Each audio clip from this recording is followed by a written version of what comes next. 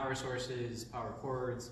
So right here I have, I think, almost every combination except for one, I believe, as far as cords that you can use on the job, whether it's plugging into a generator, plugging into 110, 120 volt, or plugging in a 220, 240 volt. So speaking kind of basic initially, most of the time when you're plugging into residential, it's, you know, if it's going to be 120 volt, 15 amp, or if it's commercial, it's 120 volt, 20 amp.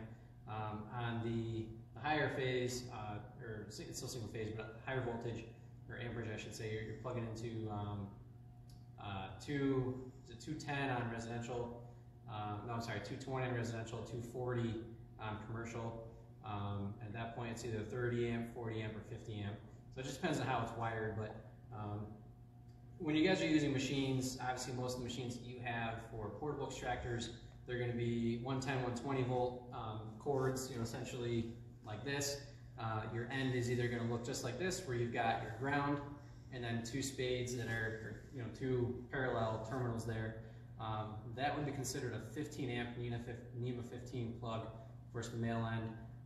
Some machines will have a cord where, you can zoom in on if you can see this female here, where you've got the ground, you've got one parallel this way, but then you've got another one going the other way, going that way. So, you know, one is like this, the other one is like this.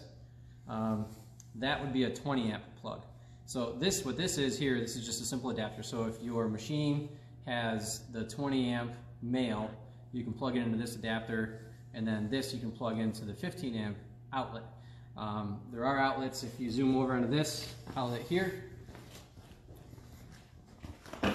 you can see right here, this actually looks just like that. So you can plug in a 15 or a 20 amp plug into this, because this is a commercial building. It's, you know, by code, it's going to have a 20 amp plug. In a residential setting, you may not have that perpendicular spade there. You may just have this. So that's some basics around the 110, 120 volt.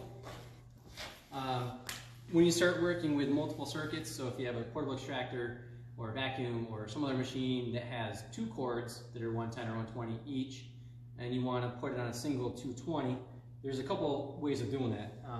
Let's see, the first way, where am I here, would be a plug like this. This specifically would plug into a 50 amp 240 volt socket on a generator. This one actually does not have that. This is a 6800 watt running watt generator, but if you bump up to the 10,000 running watt, which I do have in my box truck, you can plug this into the 50 amp socket. That'll be 240 volt, and that's going to split into two separate circuits at 110 or 120 each. So you could plug in, say, an air hog into just this, and that would be one plug. Another way of doing it would be to use this here. This is a 30 amp male plug, which actually would plug into here. It works the same way. 30 amp, 240, splits the two separate circuits, 120, 110, but the issue is now each plug is only going to max at 15 amps, or a total of 30 between the two. So if you've got two plugs that are trying to draw 20 amps each, this isn't going to work because you're going to pop your circuit, because this is only a 30 amp circuit, not a 40 amp circuit.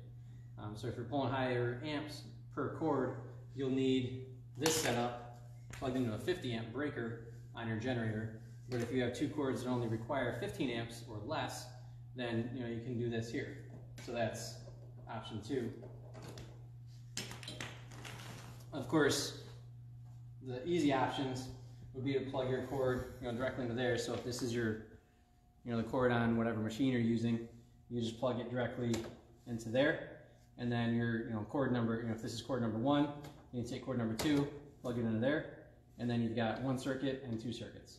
What you do not want to do is plug one cord here and then one cord here, because now you've got both of those in the same circuit. You're going to pop the circuit. It's not going to work. So I suppose on this generator, at most we can pull 4 circuits. We can do one here, and 2 on here using this adapter, but we're limited to only 30 amps combined between the two of these. On the other generator that we have, it's the same 1, 2, 3, but then we've also got this, so we can plug in 2 more. So realistically, if I had nothing but 110 or 120 volt cords for machines, I could run 4 separate circuits up to 20 amps each, And then if I had something that was a lower amp draw, I could add up to 2 more to have 6 total circuits. So that's how you work on the generator. If you want to plug into someone's home, you've got a couple options. This is a 3-prong 220 that would separate into 2 separate 110 cords. So it's going to function the same as these two, only this is going to plug into basically like an electric dryer socket where there's 3 prongs. The alternative to that would be the 4-prong. So you can get this where it's a splitter, 3-prong to 2, or 4-prong down to 2. I just don't have one in front of me. So this actually goes 4-prong dryer outlet to the 30 amp plug like this. So what we could do if we wanted, connect that, and now we've got essentially the same thing. But you can get it so it's just one instead of plugging 2 in. We do sell those, I just don't have one in front of me right now. The next option would be if your machine is actually a 220 volt. So where the male end of your cord is a 220 volt, 240 volt, like our smaller concrete grinders run on that. So I could take this, plug it into here, and then if we're in a residential setting and we don't have a generator available, I could then take this, plug one into one circuit, and then take the other one with an extension cord, find another circuit somewhere else in the room or upstairs or whatever, and get on 2 separate circuits, and that will pull 110, hopefully up to 20 amps each into this, and then I can run off with my higher voltage tool or appliance or machine or whatever you've got going on.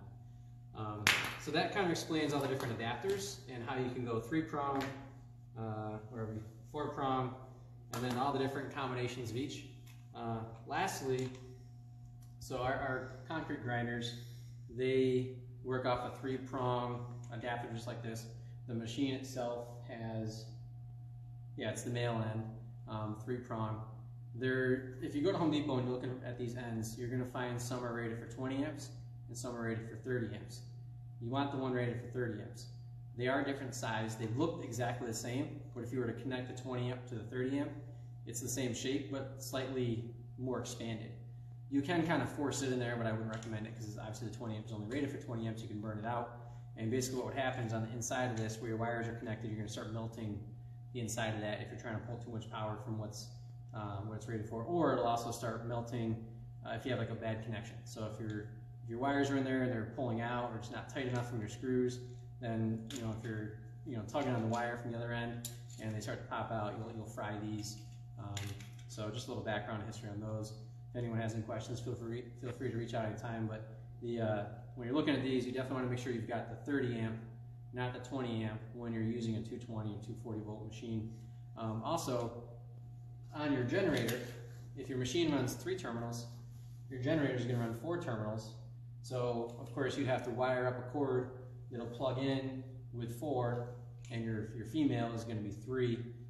Maybe I'll do a separate video on that, but just keep an open mind with that as well. So if you have a whole bunch of stuff that you want to power, and you're trying to figure out how many cords can I plug into a generator, with this specific unit, 6,800 watts, you can plug in 2 circuits here, not 4. Even though there's 4 plugs, it's only 2 circuits, so really 2 plugs. Then this one you can do 2 more, maybe, depending on how much power is being drawn from each one. But if there's, say, 20 amps, then quite honestly, you plug this in, you may only be able to use 1. Because if it's a 20 amp plug, as soon as you plug another one in, if it's more than 10, now you've got more than 30 total, and you're going to pop it. So hopefully that makes sense. If anybody has any questions, definitely reach out anytime. Dave from Clean Pro Supply. Hope everybody has a good evening.